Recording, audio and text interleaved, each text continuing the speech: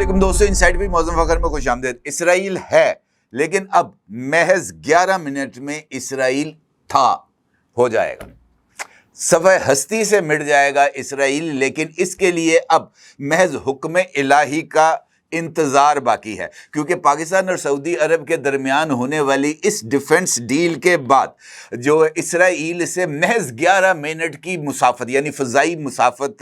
के फासले पर कायम अलजूफ एयर बेस का कंट्रोल पाकिस्तान ने संभाल लिया है और वहां पर इतलात के मुताबिक पाकिस्तान के JF-17 थंडर तैयारे जनाब लैंड हो गए हैं। इसका मतलब ये है कि ये जो मुआहदा पाकिस्तान और सऊदी अरब के दरमियान तय पाया है, इस पर लेटर एंड स्पिरिट पर अमल दरामद का आगाज हो गया है। और इसका मतलब ये भी है कि महज जंगी तैयारे ही वहां पर लैंड नहीं हुए, बल्कि उन तैयारों में जो नस्ब मिसाइल्स हैं, PL-15 मिसाइल्स या दीगर मिसाइल्स, वो भी वहां पर लैंड हो गए हैं। और उसके साथ साथ पाकिस्तान के जो दीगर मिसाइल्स हैं या जो दीगर डिफेंस इक्विपमेंट है, उसकी इंस्टॉलेशन भी सऊदी अरब के तूलो अर्ज पर जल्द ही उसका आगाज हो जाएगा। ना सिर्फ ये, बल्कि सऊदी अरब ने पाकिस्तान के साथ मुश्तरका तैयारा साजी के प्रोजेक्ट पर भी काम करने पर आमादगी का इजहार कर दिया है। और पाकिस्तानी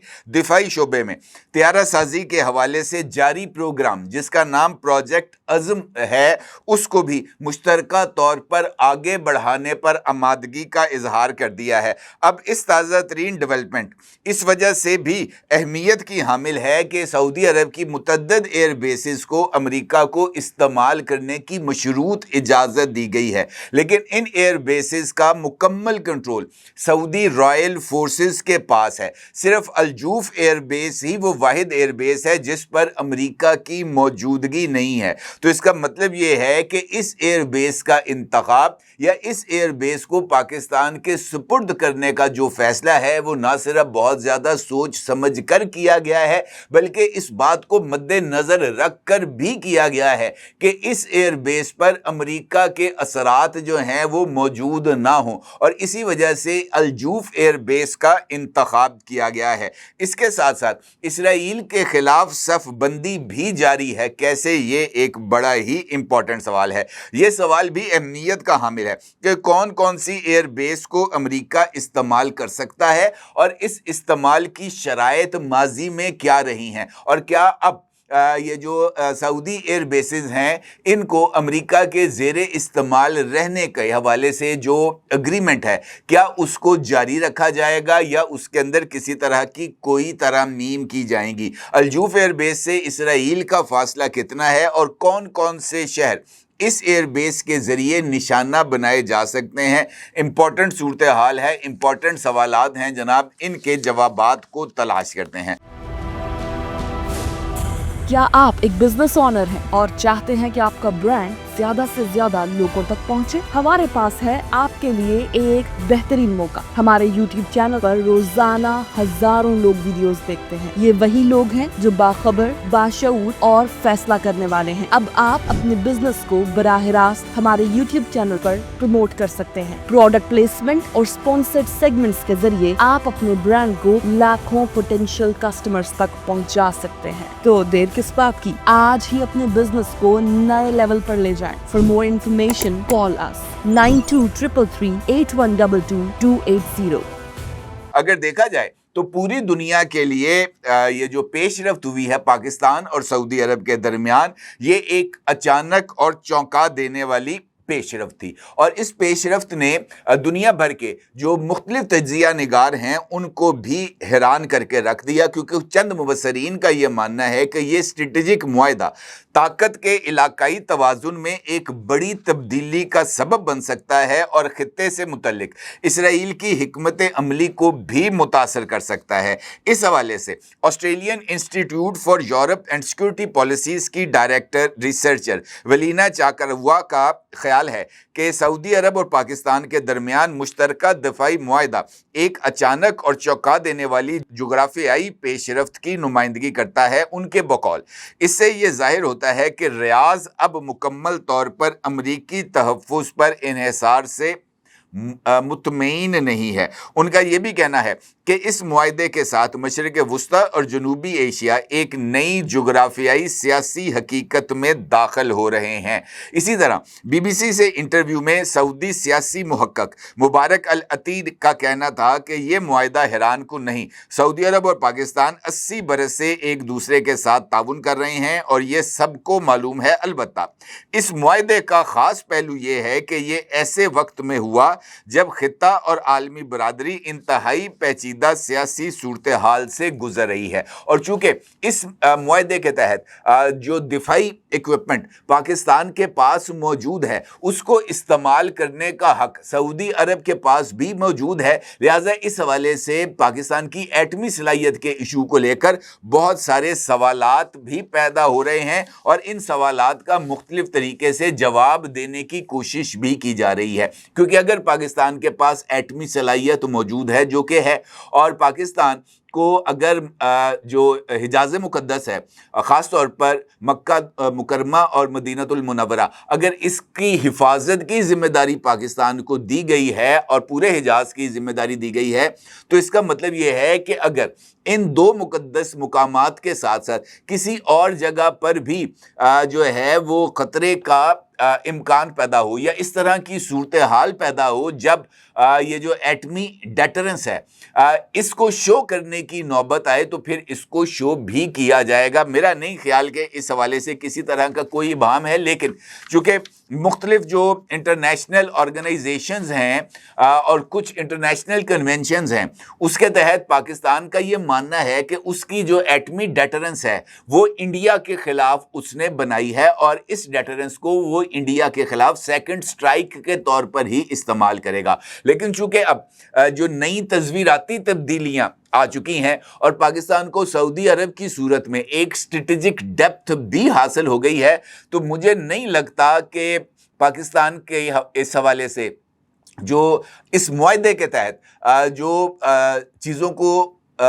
طے کیا گیا ہے اس سے کسی طرح کا کوئی انحراف ممکن ہو پائے گا۔ البتہ جس طریقے سے میں نے آپ سے گفتگو کے آغاز میں اس بات کا ذکر کیا کہ پاکستان کو الجوف ایئر بیس کا یا الجافا ایئر بیس کا جو کنٹرول ہے وہ مل گیا ہے، تو اس حوالے سے یہ سوالات بھی اہمیت کے حامل ہیں کہ کس طریقے سے پاکستان اپنی اس دفاعی چھتری کو استعمال کرے گا۔ اگر دیکھا جائے تو سعودی عرب کا براہ راست کوئی بارڈر اسرائیل کے ساتھ نہیں ملتا، اردن کا ایک ایریا درمیان میں آتا ہے اور اردن کو کراس کر کے ہی اسرائیل پر اٹیک کیا جا سکتا ہے یا اسرائیل کی طرف رخ کیا جا سکتا ہے۔ البتہ اسرائیل چونکہ کسی اصول، ضابطے اور قانون کو نہیں مانتا، ماضی میں بھی جب اسرائیل کی طرف سے ایران کے اوپر اٹیک کیا گیا اور ابھی ریسنٹلی قطر کے اوپر جس طریقے سے سعودی ایئر سپیس کو استعمال کیا گیا، اس نے تو بہت سارے سوالات پیدا کر دیے تھے، لہٰذا اس ایئر بیس کا انتخاب کچھ سوچ سمجھ کر ہی کیا گیا ہے۔ اگر آپ نقشے سے دیکھیں تو جغرافیائی فاصلے کے اعتبار سے سعودی عرب کا سب سے قریبی علاقہ جیسے کہ تبوک یا الجوف اسرائیل کے شہر ایلات جو کہ بحیرہ احمر کے قریب ہے سے تقریباً 200 سے 300 کلومیٹر کے فاصلے پر ہے، لیکن اس کے درمیان اردن کی سرحد اور خلیج عقبہ حائل ہے۔ فضائی اور سفارتی رابطے اگر دیکھے جائیں تو سعودی عرب اور اسرائیل کے درمیان اگرچہ سفارتی تعلقات نہیں ہیں، دونوں ملکوں نے ایک دوسرے کو تسلیم نہیں کیا، لیکن اس کے باوجود ماضی میں اسرائیل کو سعودی عرب کی فضائی حدود یعنی اس کے کمرشل طیارے، مسافر بردار طیاروں کو سعودی ایئر سپیس سے گزرنے کی اجازت دی گئی تھی۔ اب چونکہ سعودی عرب نے ماضی میں اپنی حفاظت کا جو ٹھیکہ تھا وہ امریکہ کو دیا تھا، اور حالیہ دنوں میں ڈونلڈ ٹرمپ کا ایک خطاب کی ایک ویڈیو سوشل میڈیا پر وائرل ہے، جس میں ڈونلڈ ٹرمپ کی ایک تقریر کا کلپ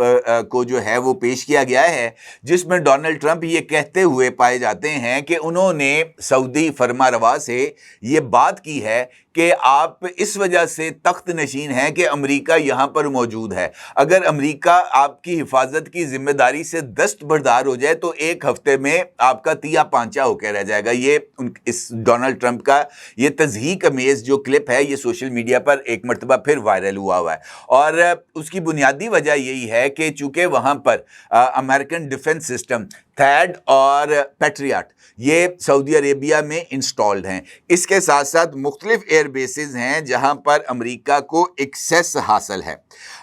یہ بات میں آپ کو بتا دوں کہ سعودی عرب کی کوئی ایسی ایئر بیس نہیں ہے جس کا براہ راست کنٹرول امریکہ کے پاس ہو. البتہ مختلف ایئر بیسز پر امریکہ کو مختلف اوقات کے اندر اس کو استعمال کرنے کی اجازت دی گئی ہے, چونکہ سعودی عرب کا امریکہ کے ساتھ فوجی تعاون کے کئی معاہدے موجود ہیں, اور ان معاہدوں کے تحت مختلف ایئر بیسز کو امریکہ استعمال کر سکتا ہے. اسی طریقے سے ایئر بیس ہے جس کا نام ہے پرنس سلطان ایئر بیس. یہ ریاض جو کہ سعودی کیپٹل ہے اس کے قریب ہے, اور یہ سعودی عرب کی سب سے امپورٹنٹ ایئر بیس ہے جسے ماضی میں امریکی فوج نے بڑے پیمانے پر استعمال کیا تھا, خاص طور پر خلیجی جنگ اور عراق جنگ کے دوران. حالیہ برسوں میں 2019 کے بعد سے امریکہ نے ایران کے ساتھ کشیدگی کے تناظر میں اس اڈے پر اپنی موجودگی میں دوبارہ اضافہ کیا تھا, اور اس ایئر بیس پر F-15 F-16 طیاروں کے ساتھ ساتھ پیٹرائٹ میزائل سسٹم بھی یہاں پر تعینات کیے گئے تھے. لیکن اس ایئر بیس کا بھی مکمل کنٹرول سعودی عرب کے پاس ہے, لیکن امریکہ کو مشترکہ آپریشنز کے لیے رسائی حاصل ہے. اسی طریقے سے سعودی عرب کے مشرقی صوبے دہران میں واقع کنگ عبدالعزیز ایئر بیس پر بھی امریکی فوج کو استعمال کرنے کی اجازت دی گئی تھی. 1990 کی دہائی میں امریکی فضائیہ نے اسے بڑے پیمانے پر استعمال کیا تھا, اور آج کل اسے بنیادی طور پر سعودی رائل ایئر فورس استعمال کرتی ہے. لیکن امریکی فوج اس ایئر بیس کو عارضی طور پر استعمال کرنے کا اختیار رکھتی ہے, لیکن سعودی رائل فورس کی پرمیشن کے بعد. کنگ خالد ایئر بیس ہے سعودی عرب کی, یہ جنوبی سعودی عرب میں واقع ہے, اور یمن کے ساتھ جاری تنازع کے تناظر میں یہ ایک اہم ایئر بیس ہے. امریکی فوج اس اڈے پر محدود موجودگی رکھتی ہے, خاص طور پر انٹیلیجنس اور کنسلٹیشن کے لیے, لیکن اس ایئر بیس کا بھی مکمل کنٹرول سعودی عرب کے پاس ہے. اور یہ ذکر یہاں پر کرنا میں مناسب سمجھتا ہوں کہ اس ایئر بیس پر امریکی ملٹری پریزنس بھی موجود ہے. یعنی اس ایئر بیس کو محض امریکہ نے انٹیلیجنس نیٹ ورک بنانے کے لیے اپنے استعمال میں نہیں رکھا, بلکہ یہاں پر امریکی مرینز موجود ہیں, اور وہ کسی بھی صورتحال میں وہ حرکت میں آنے کی صلاحیت بھی رکھتے ہیں, اور ان کے پاس اس حوالے سے اجازت بھی موجود ہے. اور یمن کے حوالے سے چونکہ سعودی عرب اور یمن کے درمیان ماضی میں تنازع رہا ہے, اور جب سے یہ معاہدہ ہوا ہے پاکستان اور سعودی عربیہ کے درمیان یمن کے معاملے کو لے کر مختلف جو پاکستان کے اندر بھی مختلف جو سیاسی گروپس ہیں, اور انڈیا بھی یمن کے معاملے کو لے کر بار بار اس بات کا اظہار کر رہا ہے کہ پاکستان یمن کے خلاف بھی فوج کو استعمال کرے گا. لیکن وہ یہ بات بھول جاتے ہیں کہ حالیہ دنوں میں سعودی عربیہ اور یمن کے درمیان تعلقات میں ایک ٹھہراؤ آیا ہے. وہ کشیدگی جو ماضی میں تھی سعودی عربیہ اور یمن کے درمیان, اب وہ کشیدگی ویسی نہیں ہے, اور نہ ہی حال میں حوثی باغیوں کی طرف سے سعودی عرب پر کسی طرح کا کوئی میزائل فائر کیا گیا ہے. ہاں, ماضی میں کشیدگی ضرور رہی ہے, میزائلز بھی حوثیوں کی طرف سے فائر کیے گئے ہیں, لیکن اس کے بعد جب سے سعودی عربیہ کے ایران کے ساتھ تعلقات میں جو ہے وہ بہتری آئی ہے, تعلقات نارمل ہوئے ہیں سعودی عربیہ اور ایران کے درمیان, اس کے بعد سے یمن اور سعودی عرب کے درمیان بھی جو شدت ہے وہ کم ہوئی ہے. اسی طریقے سے یہ الجوف ایئر بیس ہے. الجوف ایئر بیس جو ہے وہ شمالی سعودی عرب میں واقع ہے, اور یہ بنیادی طور پر سعودی رائل ایئر فورس کے زیر استعمال ہے, اور یہاں پر अमरीकी फ़ौज की कतई तौर पर कोई मौजूदगी ना थी, ना है, और ना ही इस एयरबेस को अमेरिका की तरफ से कभी इस्तेमाल किया गया है। ताहम माजी में जब अमेरिका और सऊदी अरब ने मुश्तरका मशकें की थी, ये जो जंगी मशकें हैं, उस मौके पर अमेरिका ने अलजूफ एयरबेस को महदूद पैमाने के लिए उन मशकों के दौरान इस्तेमाल किया था, लेकिन उसके बाद इस एयरबेस को अमेरिका की तरफ से खाली कर दिया गया था। इसका मतलब ये है कि एक ख़ास सिक्योरिटी तनाजुर में ये जो अलजाफा या अलजूफ एयरबेस है, इसको पाकिस्तान के सुपुर्द किया गया है। अलबत्ता इस एयरबेस का कंट्रोल भी रॉयल सऊदी एयरफोर्स के पास ही मौजूद रहेगा। पाकिस्तान इस एयरबेस को इस मुश्तरका सऊदी पाक मुआहदे के तहत इस्तेमाल कर सकती है। और उसके साथ साथ जिस तरीके से मैंने 2 रोज़ कबल आपके साथ एक वीडियो में इस बात का जिक्र किया था कि मुआहदा हो गया है, अब उस मुआहदे के अंदर चंद जुज़ियात का तायुन होना बाकी है कि किस किस तरह पर, किस किस लेवल के ऊपर, कौन कौन से मरहले पर टाइम लाइन्स को तय किया जाएगा कि किस मरहले पर किस तरीके से कौन से इक़दामात करने हैं। लेकिन चूँकि मुआहदा हो गया है, लिहाजा इस हवाले से इतलात हैं, मुसद्दका इतलात हैं। अभी तक चूँकि ऑफिशियली गवर्नमेंट ऑफ पाकिस्तान ने इस बात की अनाउंसमेंट नहीं की, लेकिन ये इतलात हैं कि यहाँ पर जो पाकिस्तान एयरफोर्स है और उसके JF-17 हैं, वो यहाँ पर पहुँच गए हैं। अब जिस तरीके से मैंने आपसे गुजारिश की है कि ये एयरबेस महज जो है वो अगर यहाँ से निशाना बनाया जाए इलात को, जो कि इसराइली शहर है, या हीफा को, जो कि उसका एक साहिली बंदरगाह भी है और वहाँ पर उनकी मुख्तलिफ मिलिट्री इंस्टॉलेशंस भी हैं, तो यहाँ से उनको निशाना बनाना काफ़ी हद तक आसान है। और ये जो जंगी तैयारे हैं, इनके ज़रिए महज 11 से 11 मिनट का टाइम लगेगा वहाँ तक पहुँच के कार्रवाई डालने के लिए। और अगर मिसाइल्स को फायर किया जाएगा तो उसमें भी कुछ ज़्यादा टाइम नहीं लगेगा इसराइल को हिट करने में। अगर इसराइल ने हमला किया सऊदी अरब पर, उससे पहले ये कुछ नहीं होगा। जिस तरीके से मैंने आपसे गुफ्तगू के आगाज़ में जिक्र किया था कि पूरी दुनिया जिस तरीके से इस सारी सूरत हाल पर लर्ज़ा बरंदाम है, उसकी वजह यही है कि पाकिस्तान सऊदी अरेबिया, मक्का और मदीना पर पाकिस्तानी जो हैं वो जान कुर्बान करने के लिए तैयार हैं। और यही वो बुनियादी ख़तरा है कि अगर इसराइल को, कि अगर खुदा न खास्ता ऐसी जंग की सूरत हाल पैदा हो गई तो 15-20 लाख पाकिस्तानी तो यूं चुटकी बजाते ही जिहाद के लिए रवाना हो जाएंगे सऊदी अरब, क्योंकि मक्का और मदीना की हिफाजत के लिए खून बहाना,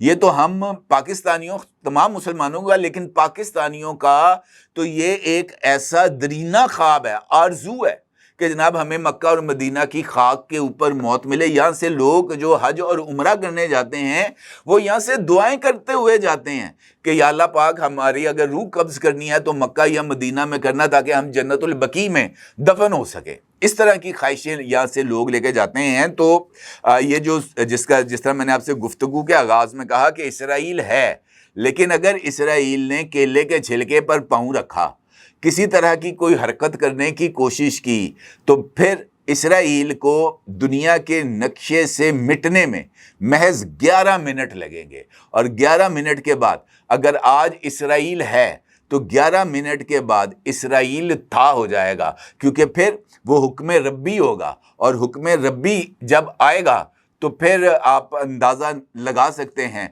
कि महज कुन और फायकून वाला काम है कि हुक्म आएगा और 11 मिनट के अंदर इसराइल का ख़ात्मा हो जाएगा। और पाकिस्तान की वहाँ पर मौजूदगी यकीनी तौर पर हम सब के लिए बाइस से फ़ख्र भी है और बाइस से इफ्तिखार भी। अपने ज़रूर इज़हार कीजिएगा। आपका बहुत शुक्रिया। अल्लाह हाफ़िज़।